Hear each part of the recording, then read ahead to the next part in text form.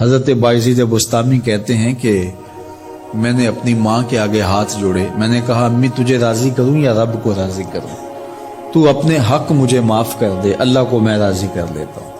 ماں نے کہا جاؤ پتر میں اجازت دیتی ہوں۔ گئے جنگلوں میں ذکر و فکر میں لگے رہے، تنہائی میں اس کو یاد کرتے رہے، دن رات ذکر کے چراغ روشن رکھے۔ 12 سال گزر گئے حق کی تلاش میں۔ ایک دن واپس بستام کے قریب سے گزر رہے تھے، خیال آیا چلتے چلتے ماں کو سلام کر جاؤں۔ دروازے کو دستک دینے لگے تو اس خیال نے ہاتھ روک لیا کہ ساری زندگی ماں کو سکھ تو دیا کوئی نہیں، اب دکھ بھی کیوں دینے لگے ہو؟ رات کا ایک پہر بیت گیا ہے، سردیوں کی لمبی رات ہے، ماں بستر میں لیٹی ہوگی، تیرے لیے اٹھے گی، دروازہ کھولے گی۔ دروازے کے ساتھ ہی لگ کے بیٹھ گئے اور ساری رات کاٹ دی، اس خیال سے کہ ماں کو تکلیف نہ ہو۔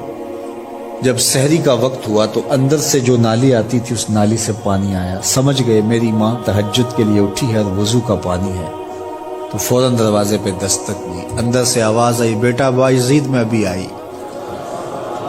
مائیں بیٹوں کے دستک کے انداز سے جان لیتی ہیں یہ کس بیٹے کے ہاتھوں کا لمس ہے۔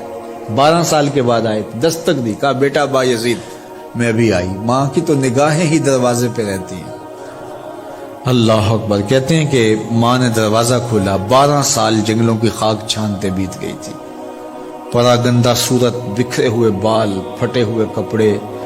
میری ماں کی جب نگاہ میرے پہ پڑی تو اس کی چشمان سے موٹے موٹے آنسو ٹپکنے لگے، اور اس نے ایسے ہاتھ پھیلا کے کہا مالک میرا بیٹا بایزید تیری طلب میں نکلا تھا، تو نے ابھی تک اسے اپنا قرب نہیں دیا۔ حضرت بایزید بستامی کہتے ہیں 12 سال کی ریاستوں سے جو کچھ نہیں ملا تھا ماں کے اٹھے ہوئے ہاتھوں سے مل گیا۔ میں نے کہا مالک میں تجھے کہاں ڈھونڈ رہا ہوں، تو کہاں موجود ہے؟ تو ماں باپ کی رضا اللہ کی رضا کا دروازہ کھولتی ہے۔ جن لوگوں کے ماں باپ ناراض ہیں اور وہ جا کے پیر صاحب کی خدمت کرتے ہیں اور میاں ماں کے قدم چومو، باپ کی ٹانگیں دباؤ، ان کی خدمت کرو، تمہارے پہلے مرشد وہ ہیں، ان کو راضی کرو، پھر کسی شیخ کامل کی صحبت میں آنا، دیکھو کیسے دل کی بند کھڑکیاں کھلتی ہیں۔ ایک مرشد تو ناراض کر آئے اور دوسرے مرشد سے تمہیں کیا ملے گا؟